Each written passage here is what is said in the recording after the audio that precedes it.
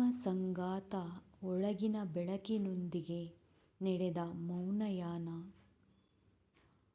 ಆತ್ಮಸಂಗಾತದಲ್ಲಿ ಕರಗಿದಾಗ ನಾನು ಎಂಬ ಅಸ್ತಿತ್ವವೇ ಶಾಂತವಾಗುತ್ತದೆ. ಆತ್ಮಸಂಗಾತದ ಮೌನದಲ್ಲಿ ಜೀವದ ನಿಜವಾದ ಸಂಗೀತ ಕೇಳಿಸುತ್ತದೆ.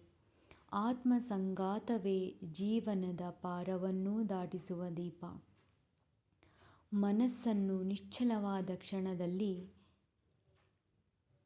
ಆತ್ಮಸಂಗಾತ ತನ್ನದೇ ರೂಪವನ್ನು ತೋರುತ್ತದೆ. ಆತ್ಮಸಂಗಾತದಲ್ಲಿ ಸೇರುವಾಗ ಹೊರಗಿನ ಜಗತ್ತು ಒಳಗೇ ಬೆಳಗುತ್ತದೆ. ಆತ್ಮಸಂಗಾತದಲ್ಲಿ ನಾವು ಲೀನವಾದಾಗ ಜೀವನವೇ ಅನಂತದತ್ತ ತೆರೆಯುತ್ತದೆ. ನಿಮ್ಮ ಅಭಿಪ್ರಾಯವನ್ನು ಈ ವಿಷಯದ ಬಗ್ಗೆ ಕಮೆಂಟ್ನಲ್ಲಿ ತಿಳಿಸಿ. Thank you.